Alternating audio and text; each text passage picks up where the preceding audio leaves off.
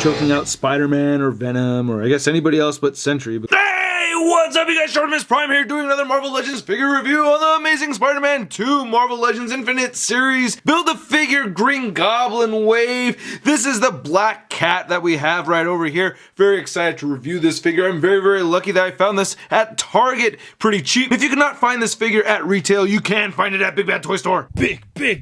Get your big badass toys at BigBadToyStore.com.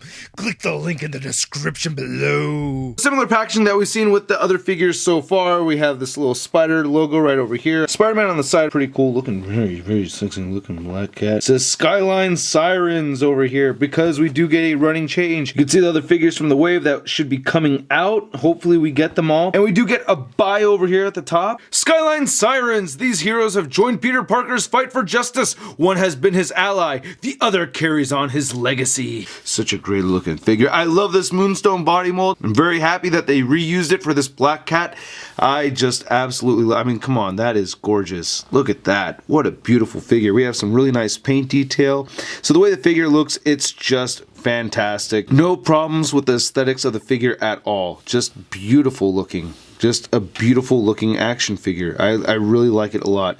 Has a lot of really cool things to like about it. The flesh tone, the paint applications, the sculpt. But I will say the articulation is just a little on the disappointing side for the figure. It's tough to get her to stand, and it's not too fun to pose around. But anyway, let's take a close look at the accessories really quick, and we'll get a closer look at this beautiful babe. Build-A-Figure instruction booklet. Build-A-Figure piece. And then she does come with this whip. Yes, it's a pretty cool whip, and I do like the detail on it. You can see all these rivets sculpted into the handle over here, and then the actual whip part of it does have, it's actually not really a whip. I guess it's more of her claw, her grappling claw. I wish this had a bendy wire inside of it so that it was articulated, but it's not. But it looks good. I really like the textured detail over here. It looks very nice. And as it loops over the end over here, we get this Meow Claw. Very cool looking silver paint applications on this, and I do like the sculpts. It is just a little unfortunate that you cannot move it out of this pose. And it fits in her right hand okay. It's not really the best, but you know, it's kind of a decent grip. You know, it's just a little loose in there. What I like to do is try to squeeze it in between her pointing finger over here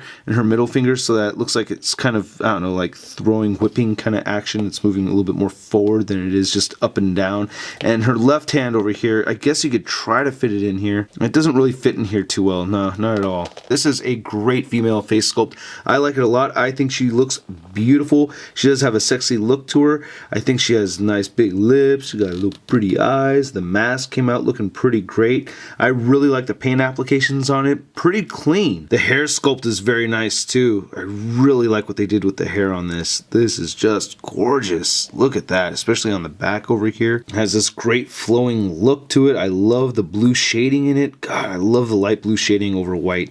I don't know what it is. I just really like that look on the action figures. The sculpting and the paint applications on her choker look very clean. And then I really like the flesh tone that they used over here. She has this little zipper thing that actually didn't get painted too well, but the flesh tones, yeah, some really nice flesh tones over here. Just great paint applications.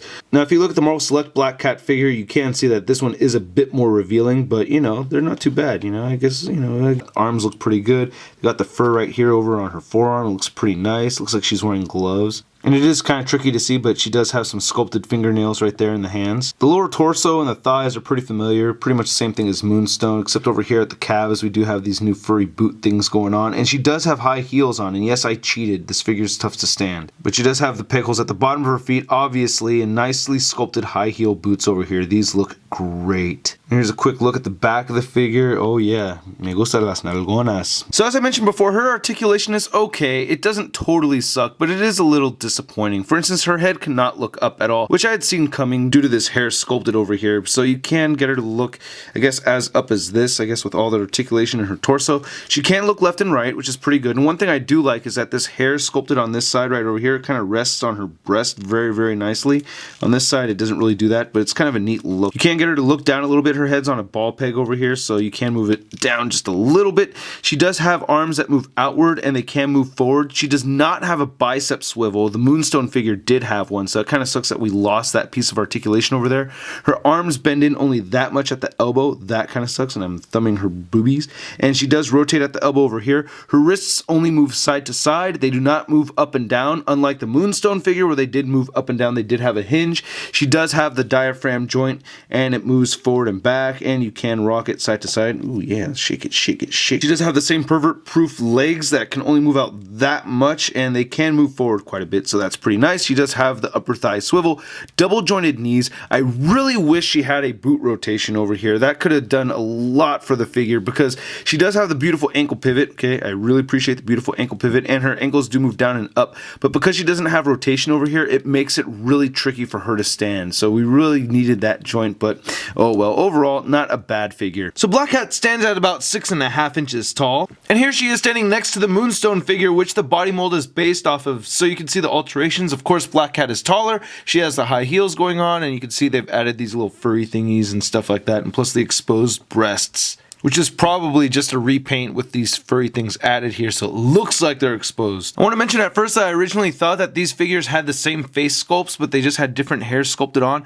but no, they do have different faces. So you can tell the noses are different, the cheekbones, the mouths, and everything. And here's our new Hasbro Black Cat compared to the Toy Biz Black Cat that was released from the Sinister 6 box set. And man, this Hasbro Black Cat is way better. We have needed a new Black Cat figure for a long time, and I'm so happy that I really like this figure a lot. Unfortunately, I cannot remember the viewer who had sent this to me. I feel like a total fucking piece of shit. I'm sorry I forgot your name, but this was sent to me a long time ago. Thank you so much, dude. And here she is compared to the Marvel Select Black Cat figure, which is mostly a staction figure. There's barely any articulation on this one at all whatsoever, but I have to say, I mean, sculpt-wise, this is definitely the sexier figure out of the two of them. You know, it just is. And here she is compared to the Superior Spider-Man and the new Carnage figure. And finally, here she is next to the big-time letdown Spider-Man. Especially if you're a Marvel Legends collector, you have to get this figure. Again, the sculpt is just amazing. The articulation, not as amazing, but I love the figure regardless. I hope you guys liked the review. If you did, hit the like button, leave a comment,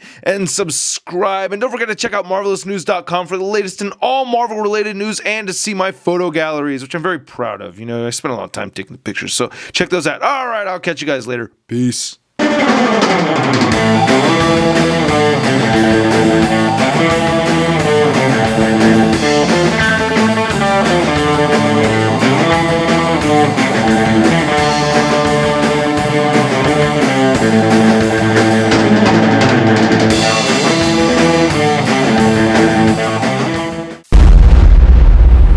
That's crispy. Qué rica. Mira, qué sexy.